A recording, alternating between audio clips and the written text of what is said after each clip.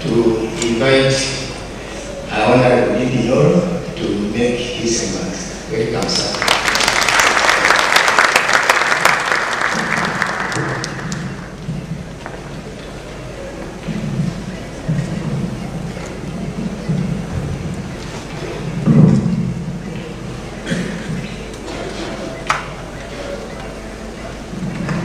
Thank you very much, Prof. Our CS and my good brother, CS Edil Owalo, who is also my fellow alumni, KU fraternity, led by Professor Muse, Professor Waseke, also Dr. Perez, the entire KU fraternity, led by John Baptist, who is the current chairman, and the economic department fraternity, who have been organizing this symposium.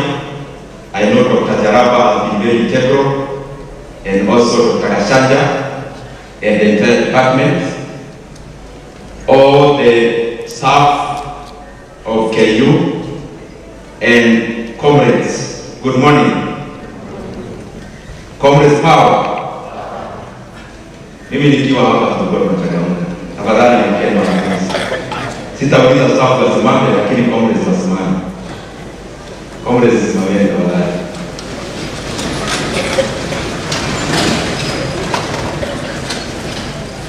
Leo hamna bahati, lazima mchangamke. Haya, KU comrades power. Hiyo ni powerless, my friend. Power ni power, hakuna powerless power. Kama ni power, ni power. Kama hakuna power, tuache. Haya, comrades power. Bado niko kakitu bado katika idea na kidogo. Comrades power. Asanteni sana. Keti.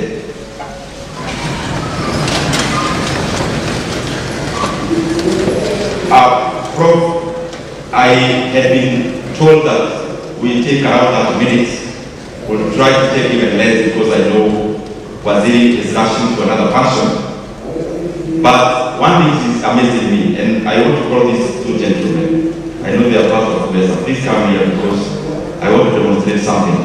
Why is John Baptist? Come here, John Baptist. Because I think this is my opening remark. Professor said, we were here some few years back, and we also used to organize symposiums like this. But I kindly wish to make a rejoinder. When you invite us with the CS or next time, please let the officials of WOWS not be more smart than the guests.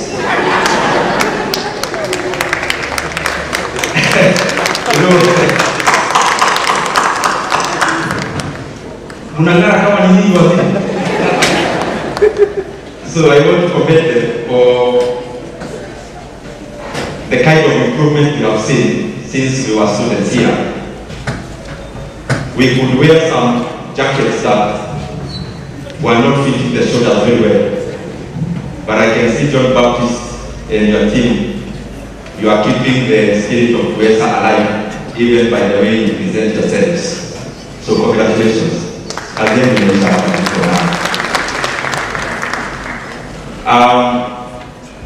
know there are some other colleagues of ours, especially MCAs. I will request them to start. There is an MCA from Kiabu called Esther Ilongo, this way. And there is MCA Winnie, they are just that right there behind the scenes. I want to give a formal and an informal speech. When I was invited and we met with Dr. Ashanja, I asked him the kind of speech he wants. Because we are addressing economists, but also comrades. And I invited that we can break the economic jargons and presentation, and also to talk as an alumni. You have heard my name definitely. I was here in KU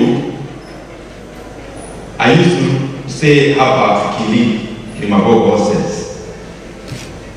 Then something happened because economics is also about business. From when I was in high school, for me, success was power and money, maybe by the definition of the village I came from. So we all had ambitions to get some money, to be independent from the poverty that we had already experienced enough. But on the other side, to be in a platform where we can make some changes in our society. And therefore, when I came to KU, my mind was almost clear that I wanted to do something around business and something around leadership. So when I came here in first year, what I did in my first year, first semester, was first of all to familiarize myself with KU the way it is and pay my school fees using help ya mwaka mzima. Nikajua kama nimezilipia pia mwaka mzima, hakuna stress ya school fees. Kwa hivyo help was at my disposal for the second sem.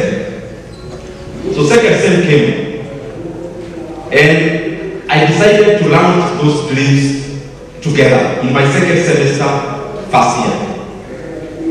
The first thing I did was to go to KM. I am sure you have read about this, but I want to confirm it's true. I went to KM, got some space, rented, started a hotel, and so that people can come there more often, I called it Vatican. So, Gaza hotel using the help. I carried one of my classmates who was also part of WESA. We went to Gikoba, bought sufurias, tukaziwekelea kwa mabega, tukakuja pale matatu za KU kuchukuliwa. I don't know kama, I'm sure it's still there. Then we came, and of course it was one of the capital stop for my hotel. But something happened because semesters the way they arranged. We report in September. So first semester ends when we are breaking for Christmas. Second semester in January. So around that mid or start of the second sem is when I was starting the hotel. So tulienda na rafiki yangu, tukatafuta sufuria. Then tukiwa town, he told me we passed by the Ndindi Nyoro. Tukasalimia rafiki yake, girlfriend. First of all, I was shocked. Because that's from the village. How could you have how could you be so elevated to have a girlfriend at that time? So tukaenda vizuri, tumebeba masufuria, lakini tukiwa na wamwele tulikuwa tunaulizana, Nairobi siku hizi iko na uniform. Kwa sababu that time we could see a lot of red in town and people in black. Tukafikiria pengine City Council wameleta uniform.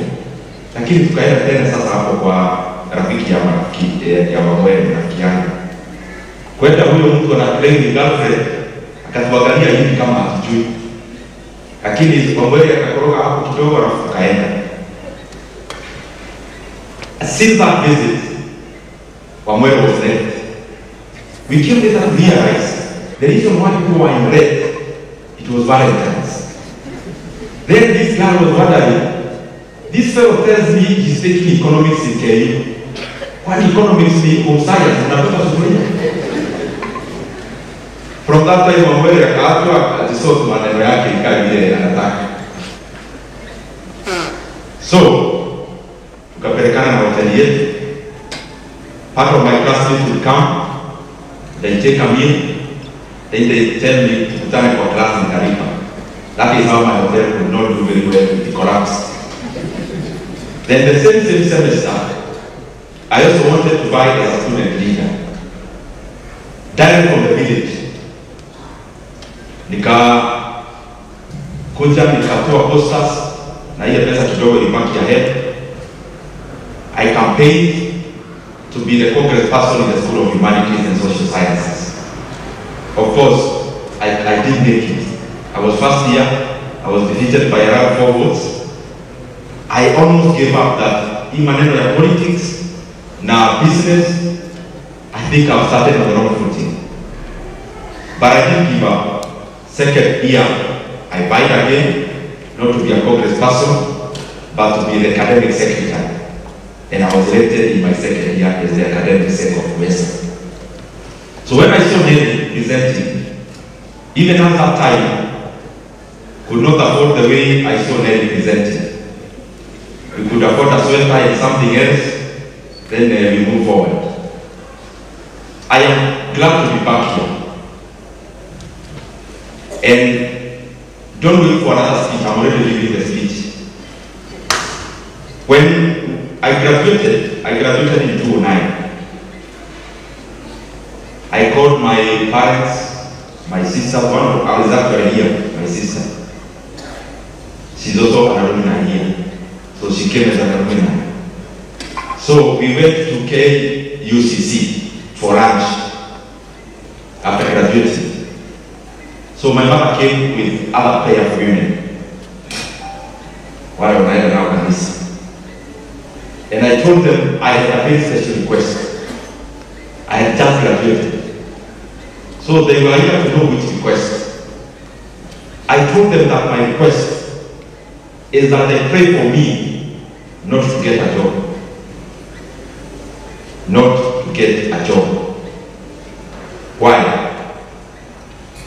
In my naivety, I had calculated that if I wanted really to be wealthy, I'm still not yet there. But, and also, if I wanted to be independent financially, I didn't think getting a job would lead me there. So I decided I was not looking for a job after graduating. Deliberately. Not out of luck, but out of a deliberate choice. So I went to Kahawa West, Kahawa Wedani. I know most of the comrades. Our estate is around here. Kamai, Kahawa Wedani, Kahawa Sukari, I know that. So I went there, started my first cycle, and I don't want to give them, their motivational speeches, the one of, I started with an egg, and now I'm a billionaire. That's not the kind of motivational speech that I want to give. I am giving you something practical, you will pick 1 to 3 points. So I started there, deliberately I knew I don't want a job. Nikaumia sana the past few months. So my colleagues would ask for jobs in PwC, in Deloitte. I decided I don't want Deloitte. I want to be later an owner of Deloitte, not to be an employee. So because of IT, I went into stockbroking. Over and over, even before I joined politics, I had refused to get a job. I had instead decided to do business in IT specifically, and also in financial services, which I still do up to date. What am I trying to say? We come to KU, we go to the other universities.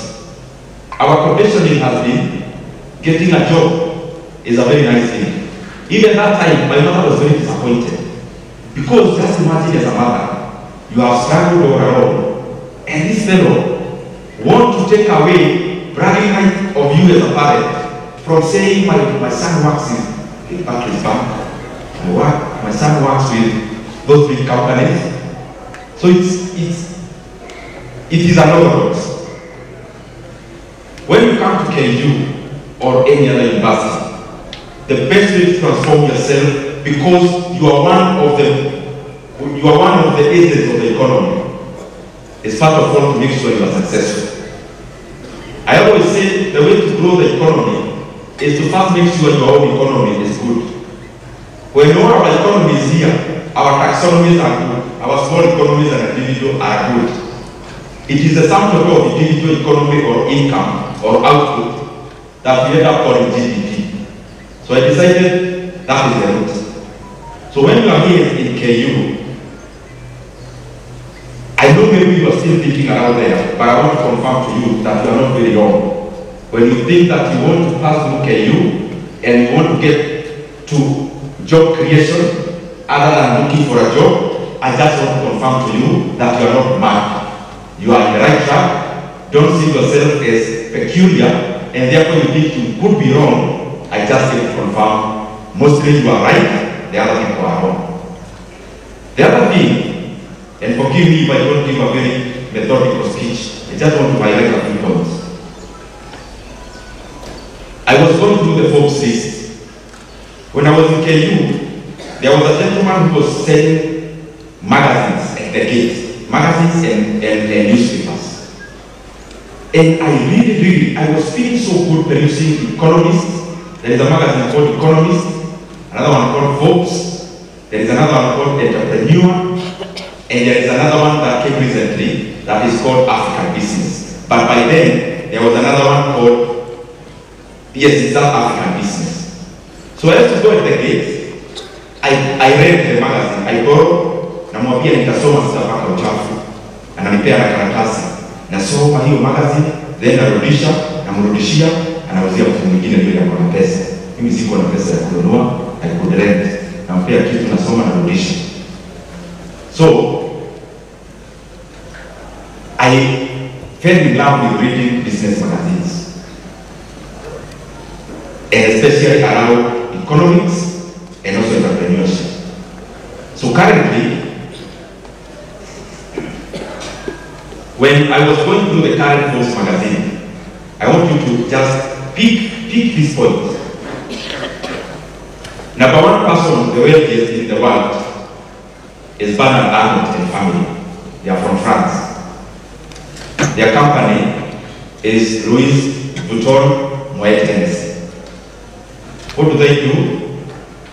Luxuries. What are luxuries? Things that we buy irrationally. We are talking to economists here. Things you buy because of their value in exchange, not the value in use. You know, when you buy water, you are buying value in use because it's quenching your thirst. But when you buy a cold drink, what are you buying? You can't eat it. You can't. It's not. When you are getting a cold drink, what is it? It is just ostentation. Ostentation. We can pay a very high price just to prove. The economy of luxuries in the world is bigger than the entire GDP of Germany. The number two person who is the wealthiest, you know, is Elon Musk. SpaceX, Tesla, Neuralink. I want you just to identify which sectors are those.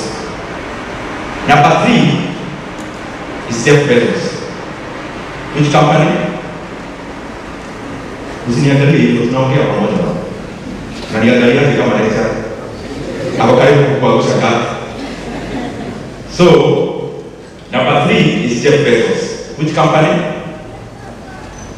Which company? Amazon. Number four, Zuckerberg. You know which company. Number five, Larry Ellison. Which company? Oracle. Warren Buffett is following Berkshire Hathaway. The biggest investment of Berkshire Hathaway is in Apple. The single biggest, one of the largest investors in Apple is Berkshire Hathaway. The other one, Bill Gates. You know the company, Microsoft. Steve Ballmer, Microsoft. Mukesh Ambani is an Indian. Among the many companies is the one called Jio, which is like the Safaricom of India, or some or that kind of a company. Larry Page, Google.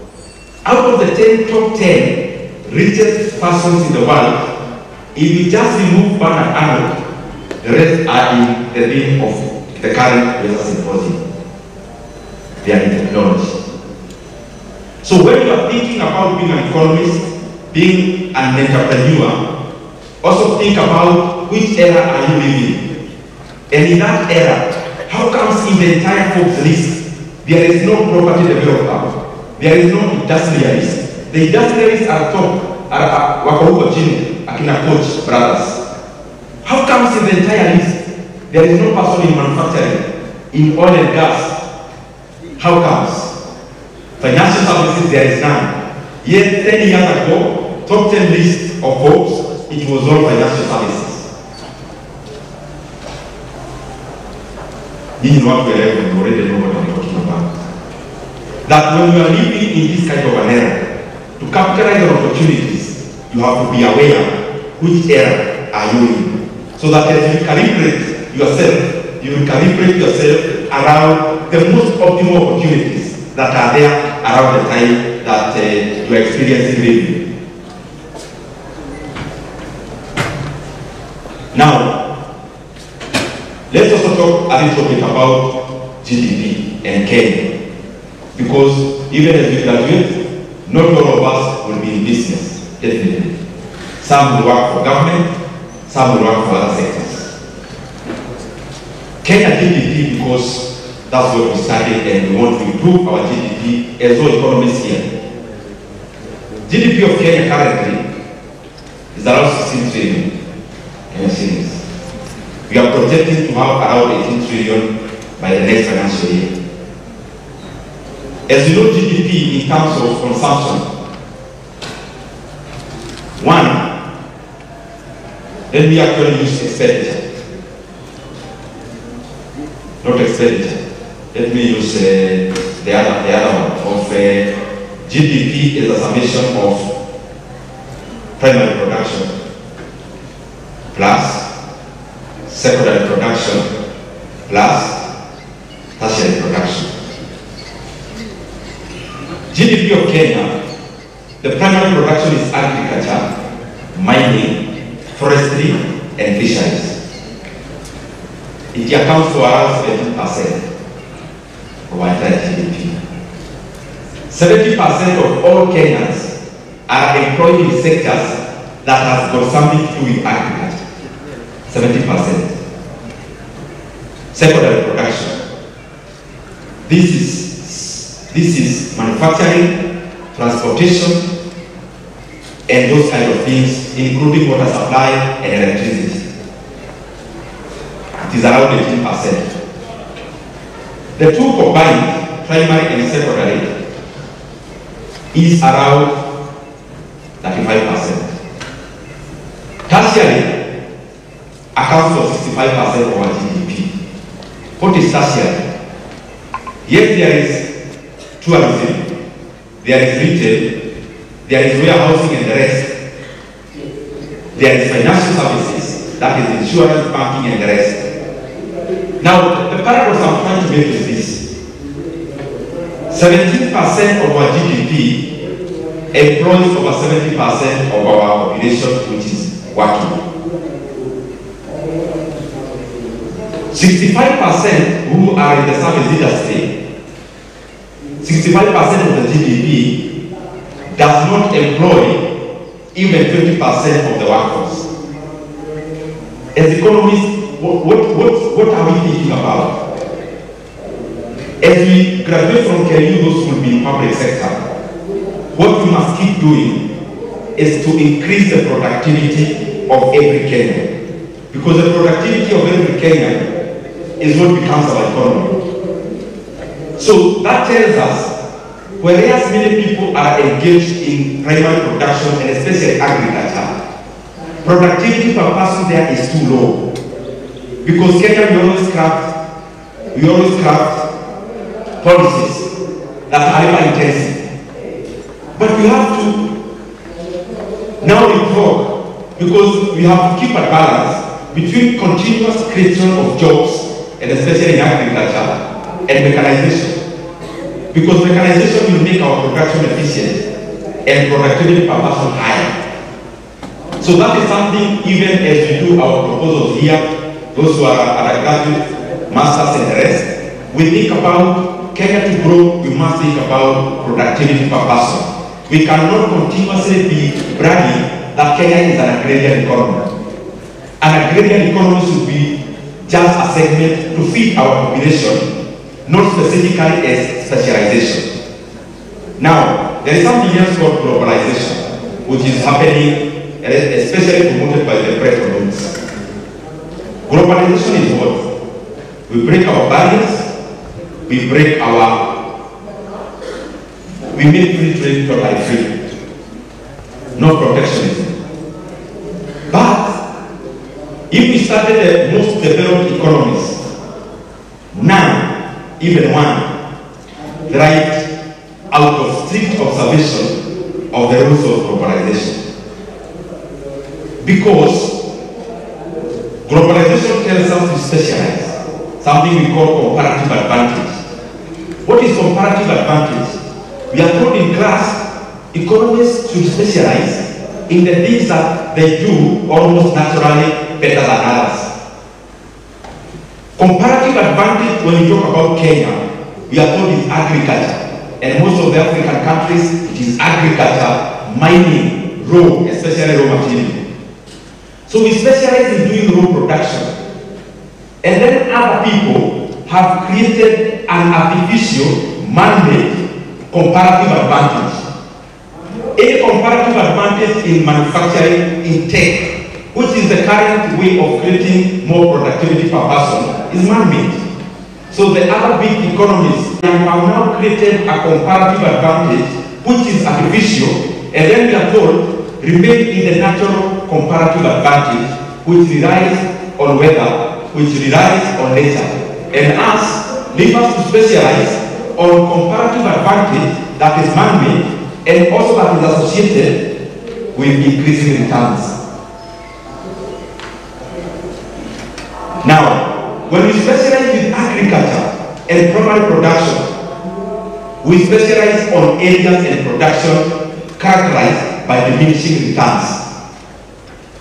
When we found all our arable land which is fertile, we have to go now to semi-arid. For you to get one back in a semi-arid area, you need much more input than you have in the arable and fertile land. That is comparative advantage based on nature. And these other people tell us, no. Leave us to be specializing in comparative advantage around technology and manufacturing because we are better in it.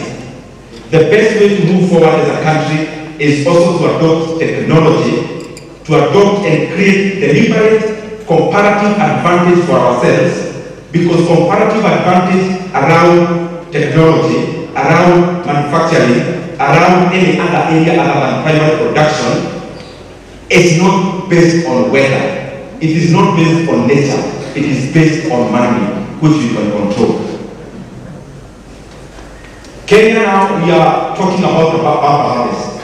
We had interventions from government around fertilizer.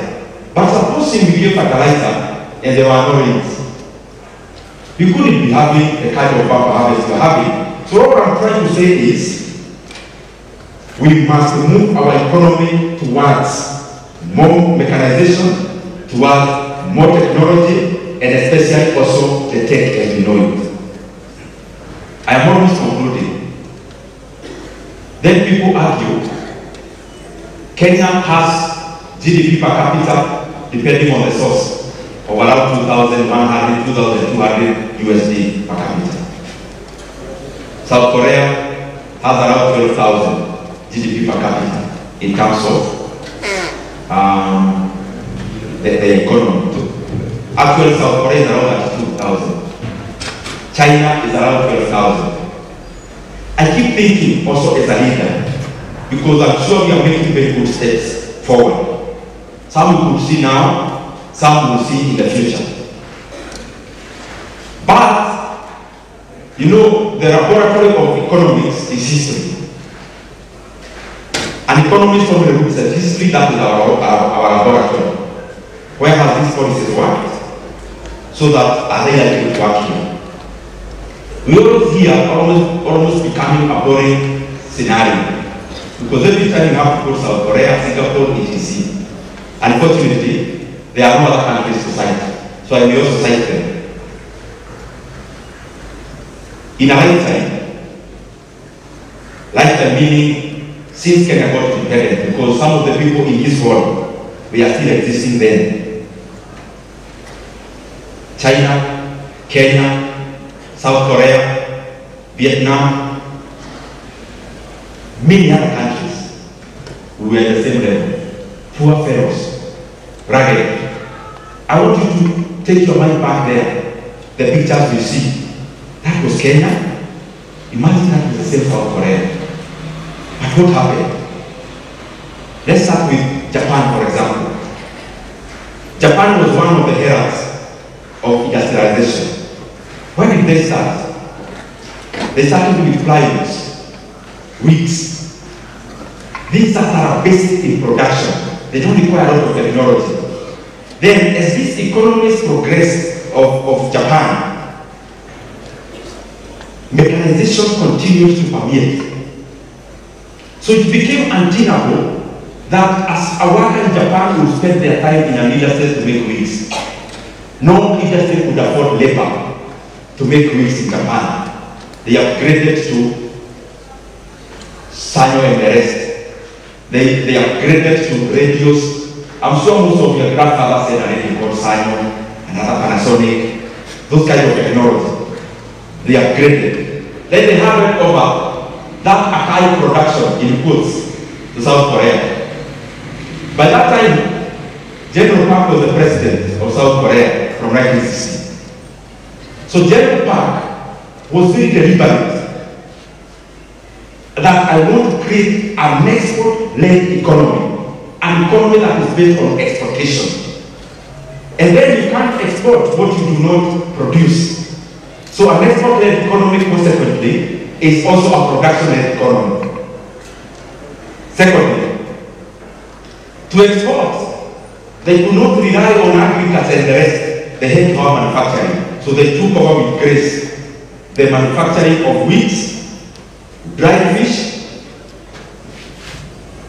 produce. Yani zile vitu basics za manufacture. South Korea wakaendelea. I want you to see this.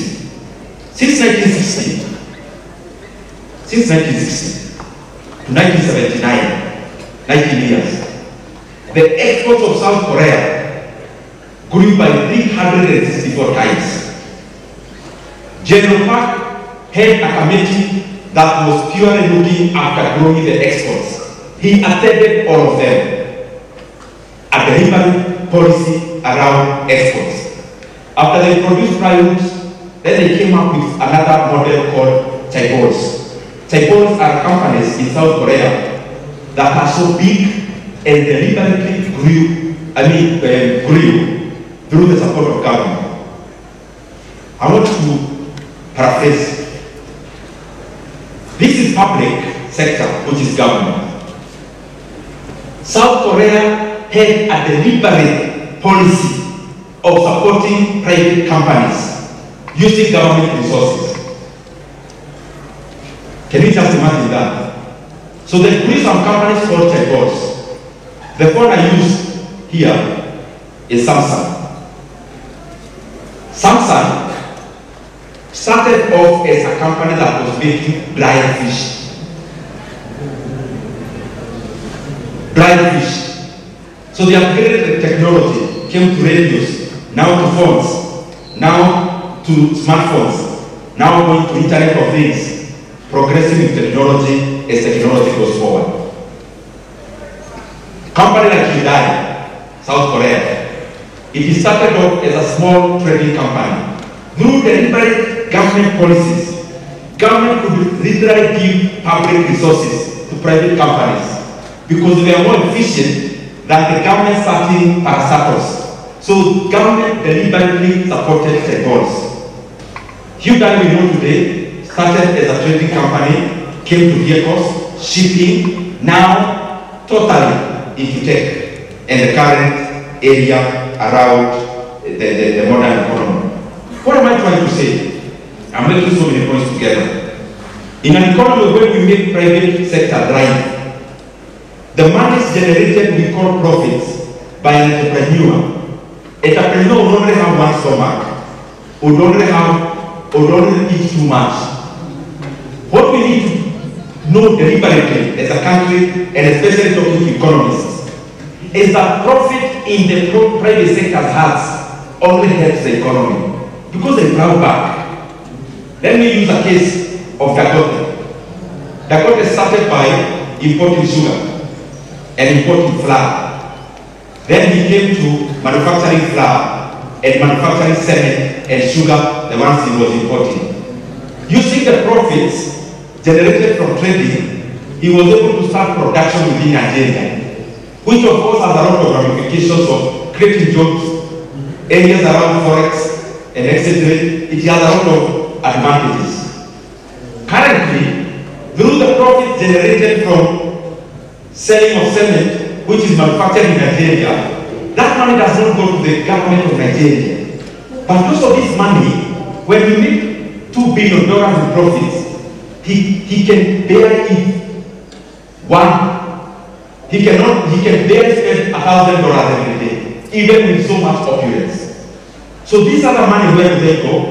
It goes to be reinvested within the same economy. Who does it help? When Nigeria, for example, is building the biggest refinery in Africa and among the biggest in the world, what is it doing to the economy of Nigeria? No more exporting of raw material, and therefore no more importing. No more exporting of raw material, and no more importing of finished oil products. You can already see advantages around forex, job creation, and the rest. So even here in Kenya, we must envy and promote entrepreneurship. And even the presidential awards, a significant amount should be reserved to job creators, and especially in the private sector. Because the work they do is not for themselves.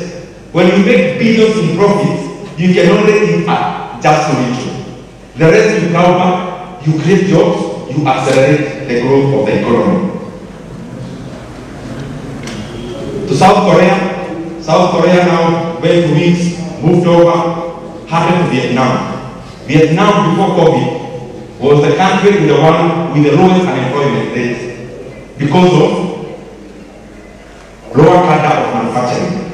Kenya, we have to fight our bearing, and we have to withdraw. We have to jump some stages, because if we go the way other economies have grown, others are already ahead in terms of tech adoption, and therefore we have to jump some stages so that we now operate on the current modern economy, and especially associated with technology. But as I finish, each comes with advantages and disadvantages. Technology is good if it creates value faster and productivity per person is higher, but it also creates inequalities. Why? Look at the time Facebook was paying WhatsApp. They bought WhatsApp at 19 billion. 19 billion US dollars. But WhatsApp had only 52 workers. Just imagine a company worthy 1.9 trillion Kenya, actually over 2.5 trillion Kenya shillings, has 52 workers. It tells you, in tech, whereas the current assets are intangibles around copyright and the rest, it is also very liberalized. And when you become liberalized, then very few people would share on what we would call economic growth. And the more the reason, then you have to find a balance. Thank you very much, and God bless you.